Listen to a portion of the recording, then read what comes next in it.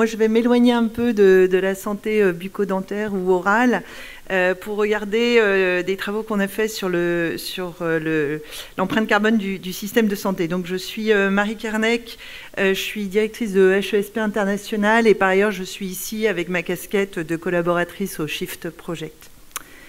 Le Shift Project, très rapidement, c'est un think tank qui s'intéresse à une économie post-carbone et qui travaille depuis 2020 sur un plan de transformation de l'économie française. Donc pas que la santé, hein, on s'intéresse à la santé, mais à tous les pans de l'économie. Et l'objectif pour nous, c'est les accords de Paris. Donc rester absolument dans les accords de Paris, ça veut dire moins 80% en termes d'émissions d'ici 2050. C'est l'empreinte moyenne d'un Français divisé par 5, donc c'est pas rien. Alors ça, on l'a dit et redit ce matin, je vais aller vite. Évidemment, la santé, c'est bien en amont des soins médicaux. 50% les modes de vie, on vient d'en parler. 20% l'environnement. Ça a été dit aussi. Alors, ça a un petit peu changé avec le schéma slide. J'espère que c'est lisible quand même. Donc l'OMS, bien sûr, parlait de 13 millions de décès attribuables à un environnement altéré en 2007 déjà. Maladies respiratoires, cancer, maladies cardiovasculaires. Prusustune en 2016, 133 maladies directement liées à des causes environnementales, 23% des décès. On voit de plus en plus de publications faire des liens de cause à effet. Et puis on parle évidemment beaucoup depuis de Covid de One Health. Notre santé est totalement liée à la santé animale et à la santé environnementale. Ça a été dit avec un schéma encore plus joli de l'OMS. Les effets directs et indirects du changement climatique, les effets sur notre santé avec les décès directs, augmentation des maladies, maladies vectorielles, santé mentale, évidemment, qui est un sujet en forte augmentation également, et puis la pression sur le système de santé à tous les niveaux, avec cette vraie question de résilience. Et nous, ce qui nous a intéressé, c'est first no harm, mais c'est aussi cette question de résilience du système, comment on pourra faire face à une demande accrue et comment on pourra faire face à des crises potentiellement multiples à gérer. Donc, on s'est intéressé à la santé pour cette double raison, hein, pour cet impact direct, pour cette dépendance forte également aux énergies fossiles, parce que c'est un large secteur de l'économie, parce qu'il y a un besoin de continuité de service et, comme on l'a dit, parce qu'il y a un devoir d'exemplarité. On écoute le médecin, on écoute les soignants. Il y a un vrai rôle d'ambassadeur. Alors on a regardé d'abord ce qui se faisait, c'était en 2021, ce qui s'était fait sur le sujet. Le NHS, les Anglais avaient travaillé sur le sujet depuis un petit bout de temps. Ils avaient fait déjà plusieurs empreintes carbone de leur système de santé, 5% en Angleterre. Et le dernier montre à la fois une réduction sur certains aspects énergie et gaz anesthésiques, puisqu'il y a eu un très gros travail sur les gaz anesthésiques au niveau national. Ils étaient vraiment précurseurs comme société savante, notamment sur l'utilisation d'idesflurane. Et ce qui reste dans le schéma anglais, c'est la supply chain, c'est ce qu'on consomme, les médicaments, les dispositifs médicaux. Et ça, c'est 62% du sujet. Et on va arriver à des chiffres similaires. On a donc fait ce travail en partant du système de santé dans son ensemble, hôpitaux et villes. Puis on a regardé ce qui existait. Alors depuis 2012, les bilans carbone étaient obligatoires en France pour certaines tailles d'établissements. On a trouvé que 20% seulement qui devaient le faire l'avaient fait. Et parmi ces 20% avaient un scope 3. Or, dans les études carbone, le scope 1, c'est les émissions directes, le scope 2, c'est l'électricité, le scope 3, c'est tout le reste, c'est notamment les chaînes en amont, et c'est 80% du sujet. Donc un bilan carbone sans scope 3, ça ne veut pas dire grand-chose. Et on a regardé les produits de santé. Il n'y avait pas grand-chose de publié. Il y avait des publications, mais pas suffisamment pour qu'on fasse un agglomérat de tout ça. Donc on est parti des données de consommation avec facteur d'émission ADEME qui était très proche du NHS. On a trouvé que l'empreinte nationale, donc, qui est évoquée tout à l'heure, pour la France, c'est à peu près 8%. Et 50% du sujet, ce sont les médicaments et les dispositifs médicaux. Donc on retrouve vraiment les mêmes schémas. Et d'autres sources d'émissions, 16% les déplacements, 13% consommation d'énergie, 9% les immobilisations. et puis 6% l'alimentation. Donc je ne vais pas traiter toutes les postes d'émission en détail. Tous les rapports du chiffre sont sur Internet, tout est accessible. Je vais m'intéresser aux produits de santé plus particulièrement. Donc on a proposé quelques premières suggestions pour avancer, donc une roadmap avec une trentaine de mesures, des mesures transversales et puis des mesures spécifiques. Donc en transversal, alors on était en 2021, ce n'était pas encore un sujet, enfin pour certains, mais un petit groupe on dira. Aujourd'hui, maintenant tout le monde en parle et tant mieux. Donc une politique nationale, et elle est arrivée, et on a une feuille de route, planification écologique du système de santé depuis mai dernier. Intégrer ces enjeux dans toute la législation, dans toute la contractualisation, avec des incitations adaptées, sensibiliser et former, parce qu'on avance quand on a compris, et l'ensemble des professionnels et des usagers également. En termes de bilan carbone, rendre obligatoire le scope 3 pour les raisons qu'on a évoquées, développer la recherche sur le sujet. C'est nécessaire d'éclairer les décisions et ce n'est pas toujours instinctif, on dira. Développer donc les volets éco-responsables des projets d'établissement, financer et structurer la prévention, on vient d'en parler et on conclura par ça, et mettre en partage les savoirs, c'est urgent, il faut avancer vite et donc il faut partager les savoirs, il faut qu'on puisse utiliser ce qu'on fait les uns les autres et que ce soit organisé au niveau national. Donc on comprend le sujet produits de santé quand on regarde un petit peu le cycle du médicament, mais du DM, c'est pareil.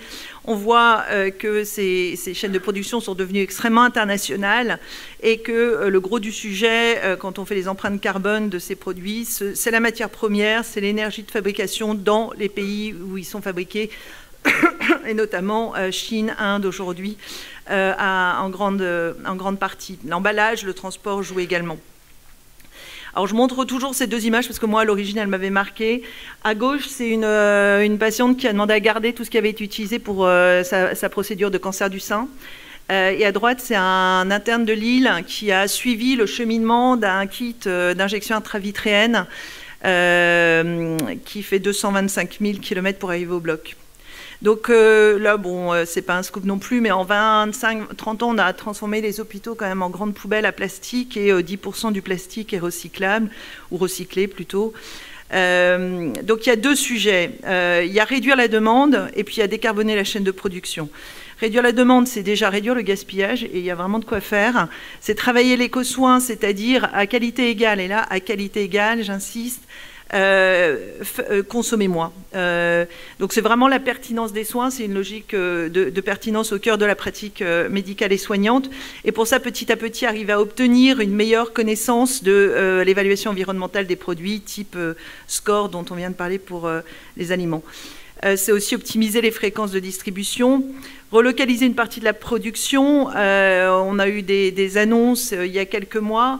Éco-conception du matériel entre les professionnels et l'industrie pour inciter à du réutilisable, du recyclable jusqu'au bout de la chaîne, les politiques d'achat responsables poussant derrière, et ce que l'on souhaite au niveau Shift parmi d'autres, c'est que toutes ces données, cette évaluation des produits soit exigée en amont au niveau AMM et marquage CE.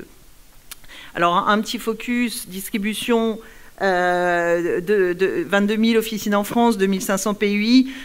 Jusqu'à il y a peu de temps, ce n'était pas un sujet. 3-4 approvisionnements par jour en officine en moyenne.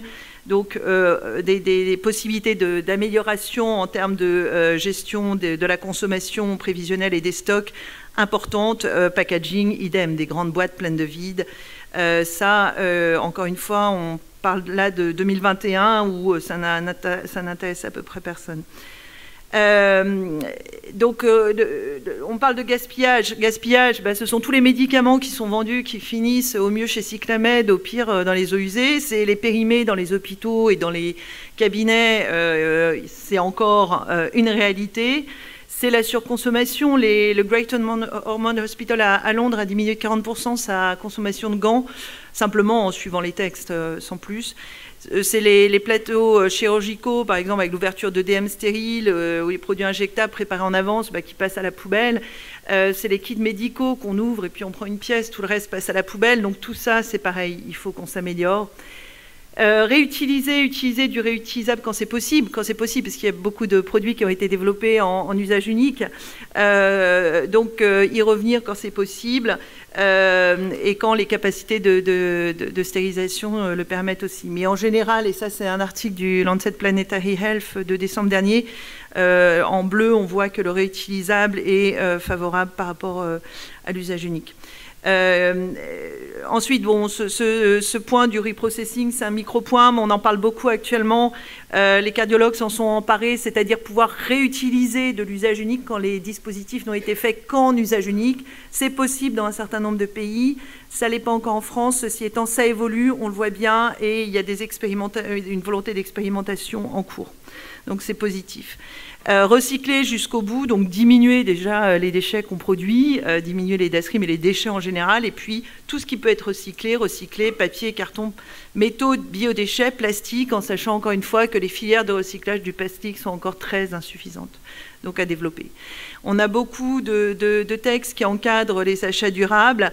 Ce qui paraît important, c'est d'arriver à une évaluation des produits assez simple et surtout lisible pour tous. Les Anglais ont dit 2028 à tous leurs fournisseurs, on veut une transparence sur l'empreinte carbone par produit. Aujourd'hui, il y a beaucoup de discussions, de groupes de travail en cours pour arriver à une méthodologie harmonisée d'évaluation des produits de santé.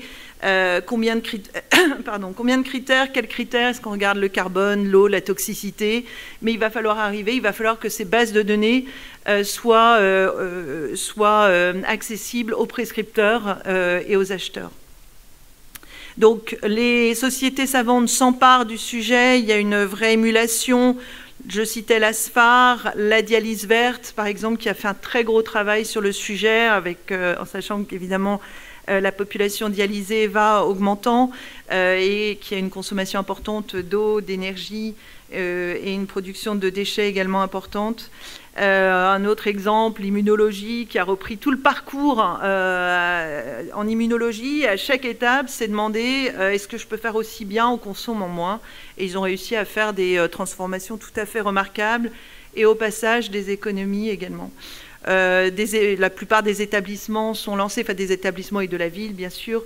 Là c'est Bordeaux, le guide des unités durables, la PHM et puis bien sûr toute cette énergie elle est au niveau des cabinets et des officines en ville et des collègues en parleront beaucoup plus en détail cet après-midi, donc je ne suis pas rentrée dans le détail. Ce qu'on voit, c'est que toutes ces démarches d'éco-soins, elles sont extrêmement positives, parce qu'au-delà des effets positifs environnementaux, écologiques, il y a des effets positifs en termes de qualité, parce qu'on travaille la pertinence des soins, des effets très positifs en termes de motivation. Les équipes sont extrêmement... y trouvent beaucoup de sens, et puis il y a parfois aussi des effets économiques. Malgré tout, pour boucler avec la présentation précédente et celle d'avant, malgré tout, avec les calculs qu'a réalisé le Shift, et bon, ça reste ce que ça reste, hein, mais on a un différentiel, on n'arrive pas à notre objectif pour essayer dans les accords de Paris. Ce qui veut dire que notre système, il est de toute façon trop consommateur, trop hospitalo-centré, et qu'il est urgent de faire évoluer ce système vers du beaucoup plus préventif, travailler les déterminants en amont. Ça veut dire aussi, et on voit bien que c'est en cours et qu'on va dans le bon sens, mais ça veut dire aussi des vrais shifts en termes de financement de la santé, qui aujourd'hui est quand même essentiellement financé à l'acte de santé. Voilà, et ça veut dire aussi, mais d'autres en ont parlé beaucoup mieux que moi, engager les usagers de façon non culpabilisante et engager les professionnels de ville, s'appuyer sur l'exercice coordonné en ville, s'appuyer sur le rôle du pharmacien, etc., etc. Merci beaucoup. Nous, on poursuit les travaux.